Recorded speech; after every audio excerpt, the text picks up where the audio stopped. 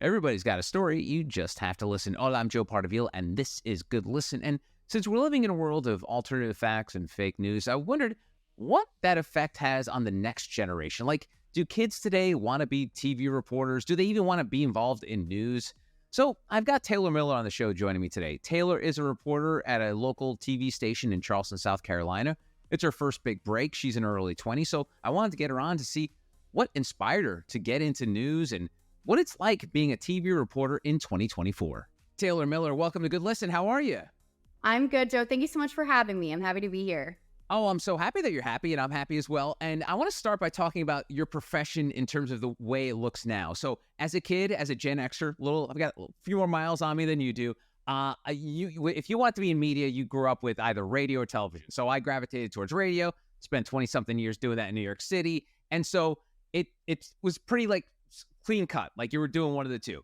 Now, with technology, things have changed, and I've noticed that people are doing all different things. I remember when I was doing radio 10 years in, someone said to me, like, who's the next big radio star? I'm like, they don't exist. They're on YouTube. This is when YouTube started popping. So now, obviously, there's YouTube and TikTok and all these other places people can either be influencers, create content. So as someone, let's start. Are you Gen Z or you're millennial? I am, I think I'm a Gen Z. Yeah, that's what I thought. You're Gen Z. Yeah. So as a Gen Zer, is it common or uncommon that you would want to follow the path of traditional news? I mean, are there other folks? I mean, I'm sure there are, but like in your circle that are like, oh, I want to be a 20-something and I want to be on TV doing the news locally. So let's start that with that. Like, why news at your age? So, to answer your question, no, this is not a common practice among people, in their early 20s in today's age. But I grew up, with my parents always had the news on when I was growing up, and I was in the musicals and I was out performing on stage, and I liked that. I honestly felt my most confident and comfortable when I was in front of an audience. So I was like, okay, I'm good at that. I like how that makes me feel. And I also want to be able to help in any which way I can. And I've always felt that whatever I was going to do with my life, it was going to be, it was going to have both of those things involved. So going into college, I wanted to be in news. And that's very rare to know what you want to do and then just follow through with that and stick with it. And luckily for me, I landed my first job here in Charleston, and it's been more than I could have ever hoped for. So I have no regrets, and I'm very happy that I'm doing what I'm doing now, and I decide to stay doing it. So Awesome. Good for you. So let's go back to college. Is there when the university you went to, is there like a news channel? Is there reporting? Are you able to get stuff done? Because that's when I went to college, we had a college radio station, college TV station. So I wonder if now universities don't see the need for something like that because of the basically self-sufficiency. Like if you want to create something, you can just do it on your phone. So what was your training like in college? So I actually majored in mass media communications and minored in journalism. So there was not any broadcast department or anything. I went to the University of North Carolina at Charlotte. So I could write great for a newspaper, but I didn't have any of that on-camera broadcasting experience. So after I went to college, I ended up going to a mass media training, kind of like a trade school, called the Connecticut School of Broadcasting. And that is where I got my broadcast media. I learned all of the, Adobe Premiere Pro and all that kind of stuff. That's where I learned after college. And that honestly was major. And to be honest with you, Joe, I don't know if having a college degree is essential for getting a job today in any type of news. I feel like I learned a lot more from that trade school I went to that I use today, more so than I did in getting my bachelor's. That's awesome. And just so you know, I'm very familiar. The Connecticut School of Broadcasting has been around for years, and obviously started in Connecticut and spread all over. And just between you and I, as radio professionals, we kind of bust chops at people who went there, because it's like, wait, you went to school for this? Like, a lot of idiots who were in radio were like, were highly unemployable. So we didn't have much education. So we just got jobs. So we used to tease people who went to CSB and be like, dude, you don't have to go to school for this. You can just you can just do it. But in your case, it worked out because in your college, you didn't have the hands-on that many schools that have a pretty solid communication program have. So that's good to know. All right. So and one more thing about your college. Were you the only kid in your school, or maybe like in your community that were into the idea of being a TV news anchor, reporter? Like what were you surrounded by? Because I think that's sort of the thing for a lot of people. Like you find yourself in a community, you gravitate towards those people, and that's the thing you do. So were you surrounded people like that? No, I was not, but I did find myself surrounded around a bunch of other young people who were passionate about different things and were driven. So even though I was on my own path, we all had that commonality that there was something that we wanted to do that was bigger than ourselves. And even though the professions were different, that's kind of what made each of us unique and special.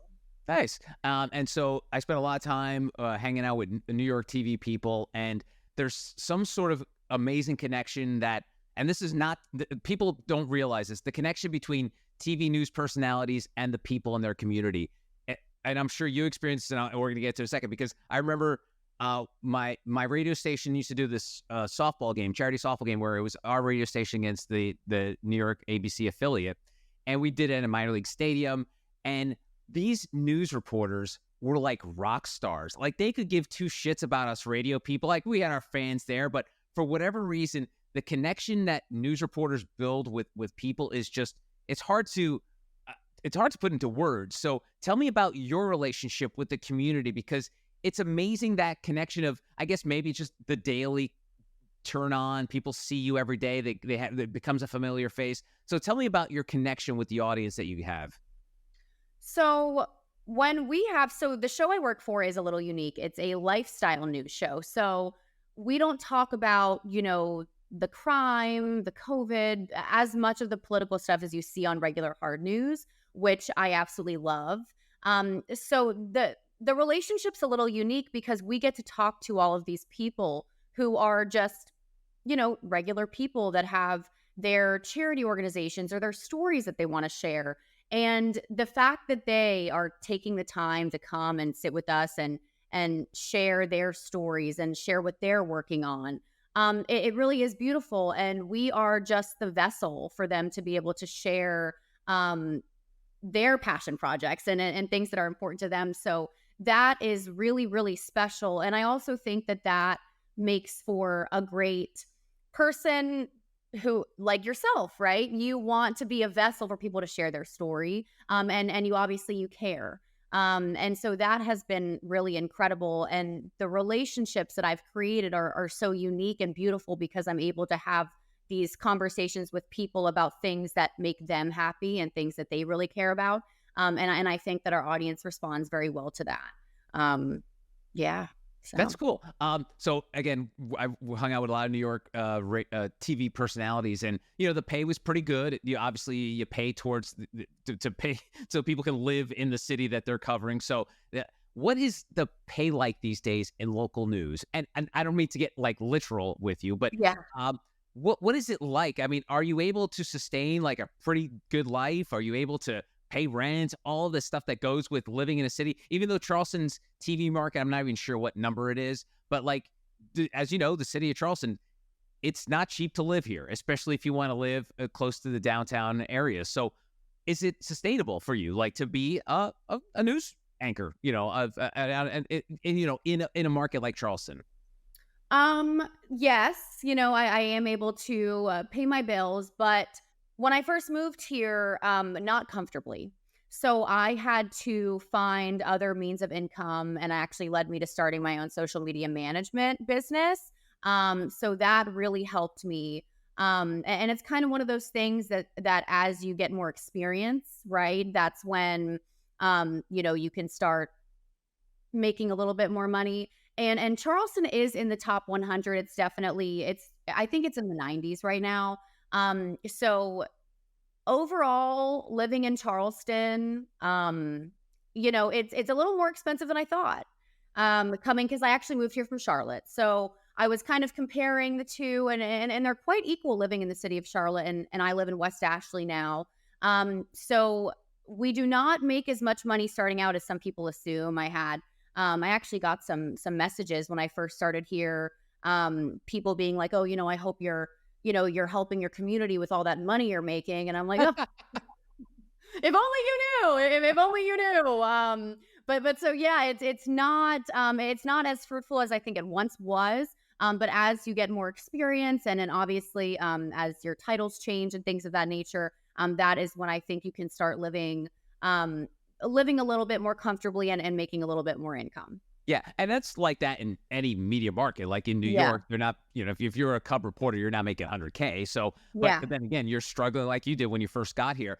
And then, what I find funny about watching Charleston television is it's either extremely veteran newscaster and then literally a kid who just walked out of college. Yeah. There is no middle ground, and that's probably just because folks are trying to elevate their careers, so probably go from market 90 to market 50 and what have you to move up. So tell me about the dynamics in and I know you're not strictly in a newsroom, you host like a lifestyle show, but like what's the dynamic like in news in a market like Charleston where you have these people that have been on television? I think the weather guy on the NBC affiliate's been here for like 40 years or something like that. So, and then there's kids like you who just walk out from college and have their first job. So tell me about this dynamic in terms of the demographics within the industry here.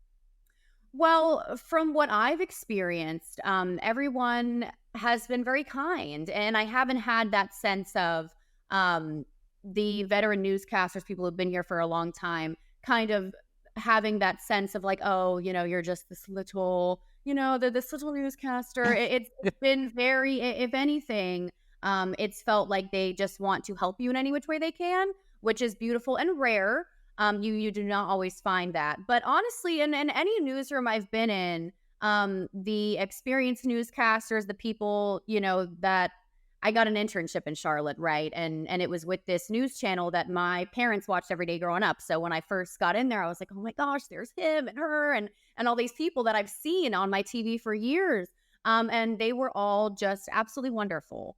So as far as the dynamic in the newsroom, absolutely. I do think it's a very positive atmosphere from what I've experienced. But I will tell you, when I was applying for jobs, I wanted to come to Charleston.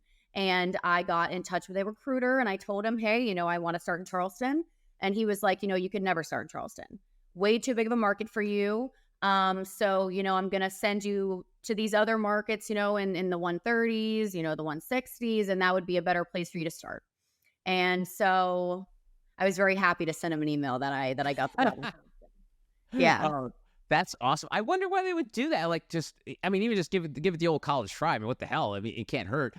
And so how competitive is it these days? Because we kind of started the conversation by saying that, the landscapes change. Kids are not dreaming to be, the next, I don't know, fill in the blank, who's like I'm trying to think like Lester Holt, like who's wants to be the next Lester Holt, something like that. When I was growing up, it was Tom Brokaw and who else? Peter Jennings. So like there were these iconic people, but I feel like you don't have that as much anymore. So tell me about that.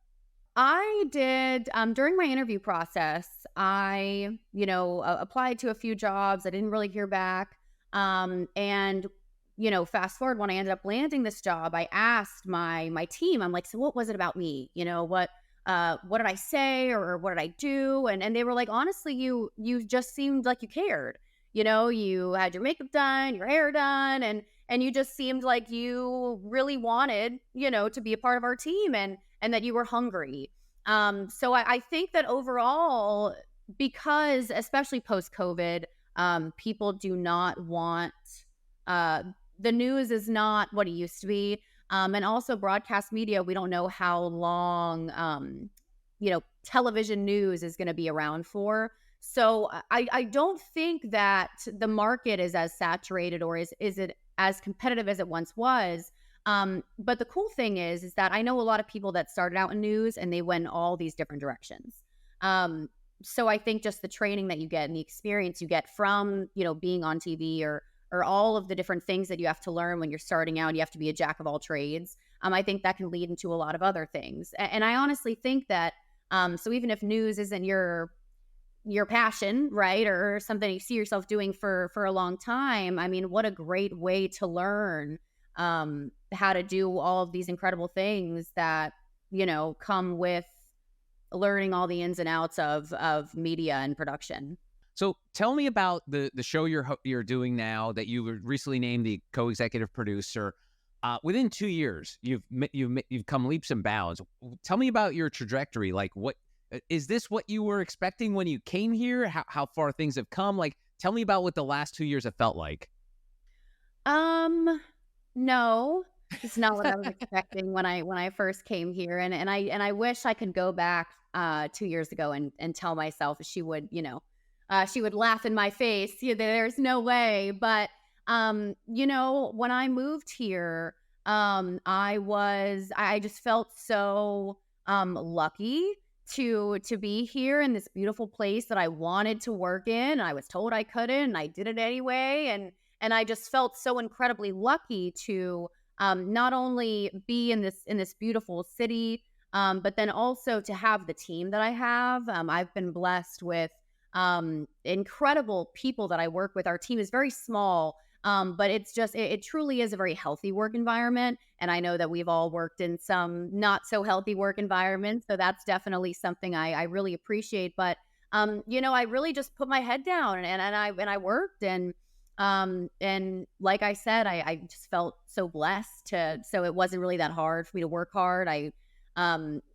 My first time, moving far away from my family, I really didn't have much else to do. So, I just came here and I worked hard, and it's kind of been this slow process, but there's also been a lot of things that have happened, fluke things that have happened, that have kind of put me in these positions to excel and to get, that title change, so quickly. That's not normal. Me even being able to conduct interviews like I do or host at any capacity is pretty abnormal for someone my age, but it's just kind of been a little bit of right place, right time. But also I do think that I have worked hard, and it's been acknowledged. That's So. awesome. Good for you. You mentioned earlier about the fact that, sometimes just being a news reporter in a smaller market, the money's just not enough to live in that proper city. You mentioned you have to do other things. So let's talk about the other things you did. You started a social media company.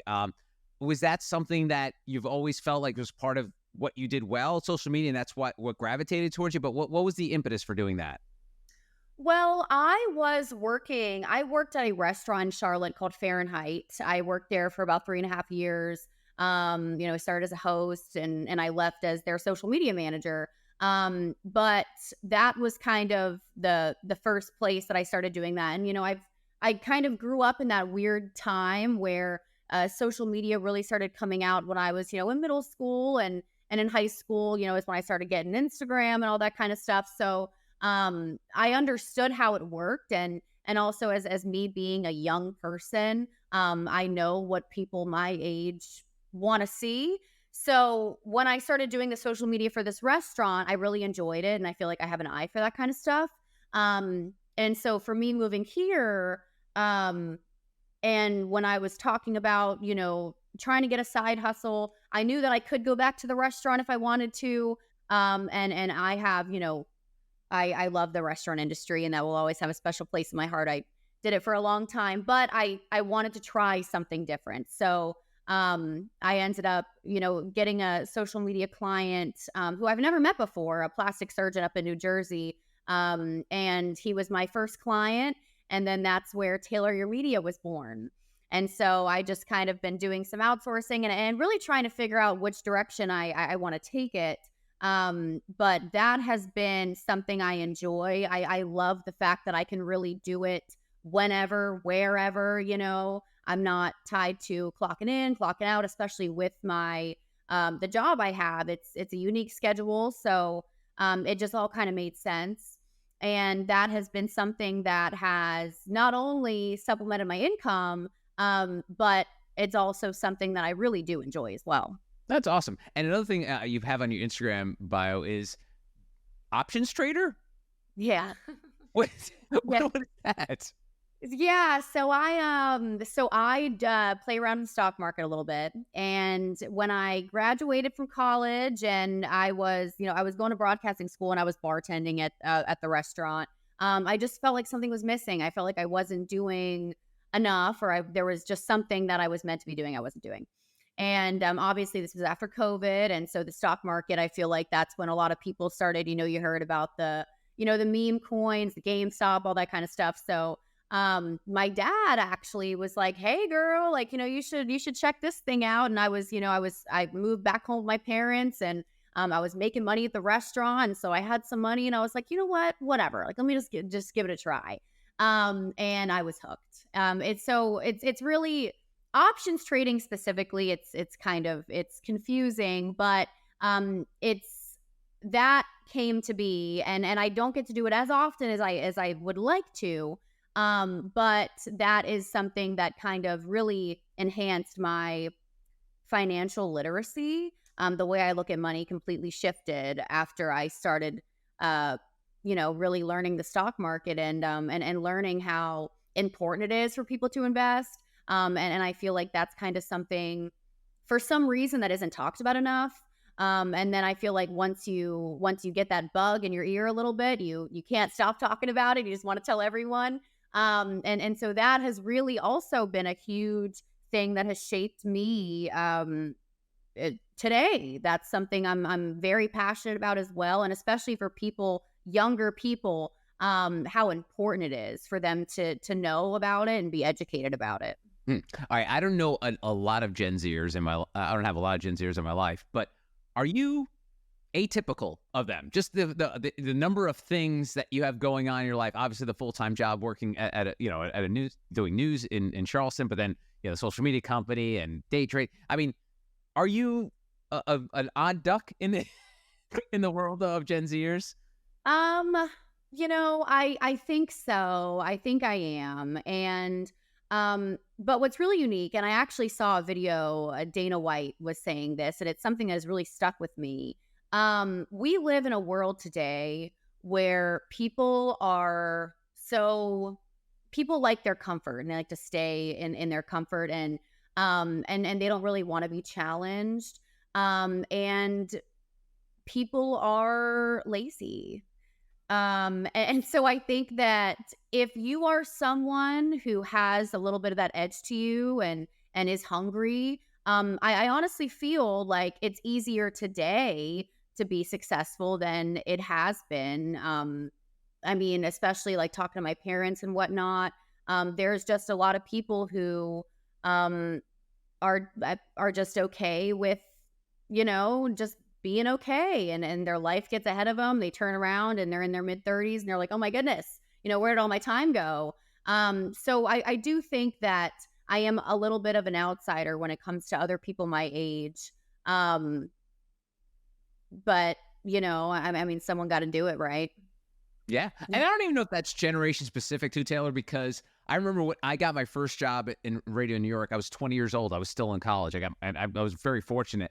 And I had this sort of fear. I was looking over my shoulder, like, oh my God, there's going to be a younger, hungrier person coming behind me. And I kept looking, I kept looking. And then 24 years later, I'm running a morning show on the air in New York City, and that person never came. So I don't know if it's specific to just your generation, but it could just be just being in the right place in the right time. I mean, that's obviously important because, if the opportunity in Charleston wasn't open, and even though you had dreams of working in Charleston, the opportunity wasn't there, and it just so happened that it was. And it's funny you say that about, when you apply for the job. I don't know what it is, and maybe just because I'm getting older, it seems like news people in Charleston, they're like 16 years old. And I don't know if it's just because I'm getting old, Taylor, but what are all you people that work in news in Charleston? You guys look like it sounds derogatory, but you look like children. You're so young. I mean, is this pretty much par for the course that you're seeing in your peers in Charleston? Well, honestly, Joe, I mean, yeah, but at the same time, I mean, you go watch news anywhere. Now, in New York, obviously, is a little bit of a different Yeah. situation. We're not talking about New York City. But I mean, you go watch news anywhere, And there are just younger people. And I think also, I grew up with these older people that were on the news, right? They were, people who have been in news for years, and they were, household names and whatever, they worked in, whatever city. So I think that now just the times are changing, like going back to what we said earlier. It's not as competitive as it once was. So I really think that it is just a thing that we're experiencing in today's day and age, that all around the board, people are leaving much earlier than they were. And then so there's just more opportunities for us young people to come in. Good for you. I mentioned your Instagram account earlier. You're very active on social media. Obviously, you started your own social media company, but tell me about the importance of having a social media presence, but also being a newscaster, because you hear about this all the time. I have friends in the acting business that when it comes to parts, if it's a coin flip, they'll see, who has more Instagram followers. Like it's that odd that it's not about talent. It's like, okay, so this person has 10,000 followers. This person has 5. Well, let's go with the person who has 10. So this happens. How important is social media in terms of your career, or is it just something that it's like two tracks running side by side? Like, tell me about the connection between social media and traditional media in your life. I do think it's very important because they want, you want to build yourself as a brand, right? So when I come in and I'm applying for a job, I want to be Taylor Miller. That's my brand, right? So you can look me up online. You can see, okay, well, she has, obviously this is, you're coming with, it's a little bit more incentive also for companies to hire you, because you already have people that, she was on, she was doing this or doing that. So all these people are going to go and tune in specifically to see that person that they follow. But to be honest with you, it's kind of something I've personally struggled with, keeping up with my own social media presence, especially doing, especially doing the social media management. The last thing I want to do is go and post on my own, Instagram page. And when you're busy, that's just something for me that has kind of fallen by the wayside. But I do think it's important, and I've had many people tell me, managers and whatnot, that how important it is, especially when you're in more of like the lifestyle, because you are selling yourself as more of a personality, or like a best friend, or a girl next door, and that's really who you are. And you want to show that as true as you can. And social media enables us to do so. So I do think it's important. And it's something I need to work on a little bit more. So, well, compared to this old Gen Xer, you're doing fine. But it is funny that you have this self-awareness about brand, because I think my mentor many years ago had this line that I'll never forget, and I still use to this day, that when someone in radio got fired, he used to say, you can't be a DJ without a microphone. And so like people's identities were tied into their career. So they saw themselves. And I think I was guilty of this for a while too. Is like the person you are is like the job you have. And it seems, and this could be a generational thing, who knows, that you're not just tied into just your day job. You have this brand you're building outside of it, starting businesses, what have you. So that awareness of building your own brand, was that just something that was just second nature to you, or is that something you felt like you needed to do as you started your career? So I did a little bit of modeling right when I was in high school and college. And so it was kind of something that I feel like that instilled in me. But really, I mean, as far as building the brand, I don't think I'm even close to being there yet. I do think that, like I said, is very important. But I think that also the modeling, I still have representation from my mother agency. So she is kind of the person I go to, that kind of helps steer me in the right direction. And so she has really pressed that into me, especially with the lifestyle direction that I have decided that I want to continue in. I don't see me being a hard news girly. So I think that it was instilled in me from a young age. And I think now the people even younger, just because social media is as powerful as it is, and it's such an important tool that you can really use to your advantage. But it can also go both ways. It can be something that's extremely beneficial, but it can also really, really hurt you if you're not careful with it. And you mentioned your mother's agency. Your mother runs a modeling agency? No, no. So a mother agency, it's like my mother agent. Oh, So yeah, so for example, she's based in Atlanta, right? And so she's my mother agent. So she would help to get other agents that are under her. So let's say for every job I do, let's say I signed with New York models in New York. My brother signed with them, so it's using them as an example. So she would get me signed with them. So any job they would book for me, they get 20%, she gets 10% of everything I wow. do. She's my mother agent. So she's kind of like the umbrella. I apologize. I must look like a modeling No, idiot. I'm no, like, I no, have no idea.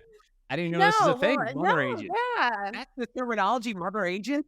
Yeah, a mother agent, a mother agency. And then, I mean, if you think about the term, it kind of makes sense. They are, they are the mother. She takes care of business and she kind of oversees everything. She's the one that, if I'm somewhere at 3 o'clock in the morning, I call Keela. Wow. So, or my mom and dad, of course, but yeah. That's funny. And you mentioned the fact that you don't know if your career's heading into hard news at the moment, the short term. But it's more lifestyle reporting. How do you thread the needle of your social media posts to fit that? Because and the reason I bring this up is like, will people take, and I apologize if this comes out wrong, but like, do people take you seriously as an interviewer if, oh, this is a model? And you know how there's always this sort of like stereotype of a model. So do you have to thread that needle somehow to be like, no, I'm more than a model on Yeah. what I'm presenting myself as? hmm Um, I think that being a young woman today, um, you are met, and there's been quite a few people that I've interviewed that I could tell when they walked in the room that they did not take me seriously, or they were like, oh, okay, oh, this will be a cakewalk. She doesn't really know what she's talking about. And I think that that's just kind of a par for the course. The modeling, it's not something that I really do anymore, but I think just in general, that is something that a lot of young women deal with and experience. And at the end of the day, it's kind of, you have to just change your perspective and change the way that you look at it. That guy, when he walked in and I could tell that he wasn't taking me seriously, I'm telling you, Joe, he left and he did not feel that same way. And that for Good me for you. was extremely validating and made me feel really good. And so it's a gift and a curse. And you just really have to change the way that you look at it, because unfortunately, it is what it is. It's something that's just going to happen. Yeah, you can't change the way you look, and you have a job to do. But again, like I Yeah. said, I think people could have these sort of predisposed. Yeah. Oh, okay, here we go. It's just a pretty girl who's holding the microphone. She has no experience in this, so it could happen. But again, you'll probably spend the rest of your career trying to prove people wrong, right? hmm Yeah. But I mean, but then there's also, it goes both ways. Of course, you're gonna have those people that, are that way, like that guy was, but then there's also gonna be people that just want to see you win. So, and I think that having both of those is extremely important in whatever you do. I mean, you can't have everyone can't be cheering you on the whole time. You have to have some people that, you got to prove wrong a little bit. And that, you have to turn that into fuel, as they say, I guess. Good for you. Good for you. All right. So I was very fortunate that I started my career in the number one market in New York. I was Yeah. very lucky. It's rare. I just happen to be, like I said, right place, right time. What is the trajectory now for someone working in news at the local level? And it seems like you are very future focused. Like you have your eye on the prize. Is there, I don't even want to say like an hourglass, or is there like a ticking clock where you're like, man, there's only so long I could do this. And I know probably your bosses may watch it, so I'm not saying like you're going to leave any day, but is it something that you are actively thinking about of like, hey, I can only do so much in my current role, and then, something's going to have to change. Is that something that people in your position think about all the time, or do you take it day by day? I mean, I know just between you and I, when I was younger, I had zero self-awareness. I was like, I'm happy to have this job. I don't even, I'm not thinking about Yeah. tomorrow. I'm just thinking about today. But are you thinking about tomorrow? Yeah, always. And I think that's how I've always operated is, people ask, like, oh, what's your 5-year plan? I don't know. I really don't know. And I've always been someone who I'm just focused on the next step, the next step, the next step, the next step. So being in this job in Charleston, as wonderful as it has been, especially in news, it's this thing that you have to go to grow. Yeah. But I have been able to stay in Charleston and have this job that I absolutely love, but I have been able to grow significantly in the role that I have. Traditionally, people are reporters and then they move and they move. Like I do have a girlfriend that went and started, in one market, worked there for a year, another market. She's just, she's going and she's growing, and that's something that you have to do. But luckily for me, I've been put in this position where now, when I do, because I have stayed for 2 years, when I go to apply for that next job, whenever that is, I have this experience, and these titles that are very important, and that will change the trajectory of my next job. If I applied a year ago, I would not have the opportunities that I have today, and then I will have a year from today. Awesome. It doesn't seem like you take your job for granted, but what is it like having this privilege of being able to literally walk into people's living rooms every night, help people tell their story? Because I always had this thing when I worked in the radio station was, the station was located in Midtown Manhattan, like a block away from the Empire State Building. And I remember, like, early on, I again, lacked terrible self-awareness. But then one day, as I was walking into the studio at 4 o'clock in the morning, because I was working mornings, I looked up and my office was in the building connected to Madison Square Garden. And I looked up and I said, how cool is this? Like, I have this privilege of being able to not only work in the biggest market in the world, have this amazing job, but like attached to the building that's had some of the greatest events that's ever happened in the history of mankind. And going forward from that day on, I was like, I get this privilege. I know I'm very fortunate. I mean, I worked my ass off, but I know I'm fortunate to have this privilege. What is it like for you to have this privilege right now in your stage of your career, to be able to have this connection, to connect with people in the community, to connect with people to walk into your studio to talk to them? Tell me about what that means like to you. I mean, it's hard to really put into words how it makes me feel, the conversations I have with people, and really it's a gift, and I don't really know what I did to deserve this right now. But I do think that it has the way that it has these people's stories, and meeting all these incredible, wonderful people who have, who are starting organizations and charities, and who donate their time to their community. I mean, it really is an incredible privilege. And I don't know another job, maybe, a podcast host who has the privilege of getting to talk to these people and getting to hear all of the wonderful things that they're doing. So it's emotional, and it can be a little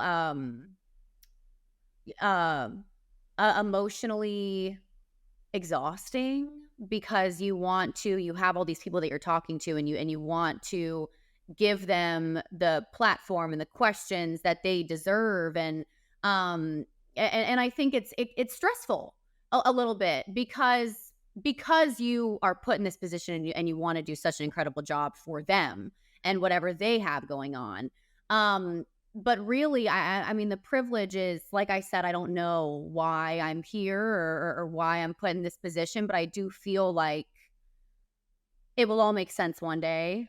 And I just feel so incredibly lucky and blessed, and to have this job that I absolutely love so much. I mean, oh my goodness, I feel like that's so rare these days, to do something that you love.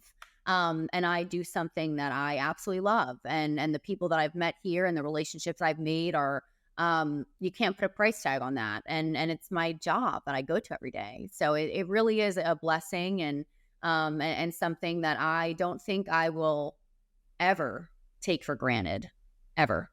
Knock on wood. Awesome. Well said. Yeah. Her name is Taylor Miller. Taylor, if folks want to connect with you, follow you, if they're not in the Charleston area, but want to, track down where you are and find out more about you, where's the first place to start? I would say my Instagram, Taylor_Miller249. But yeah, and also, I mean, email me. Like, I would love to connect. And if you have a story you want to share, you can email me at tcmiller@foxcharleston.com. And I would absolutely be honored. And Joe, thank you again for having me on and taking the time to talk with me today. It's so weird being on the other side of the interview.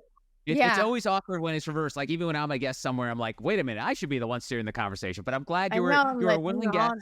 I appreciate you taking the time, and I wish you the best of luck. Thank you so much, Joe. Thank you, as I do to you as well. And that's going to do it for this episode of Good Listen. You can always connect with me on X, LinkedIn, or Instagram at Joe Pardavila, or on TikTok at J Pardavila. If you want to shoot me a note and tell me your story, you can write me, Joe Pardavila, at protonmail.com. If you're watching this on YouTube, I'd love it if you could hit that thumbs up button. It's a small gesture, but it really helps my channel. And if you're checking this out on Apple or Spotify, please leave a 5-star review. I would really appreciate it. Thanks for spending some time with me today. I will see you next time. Adios.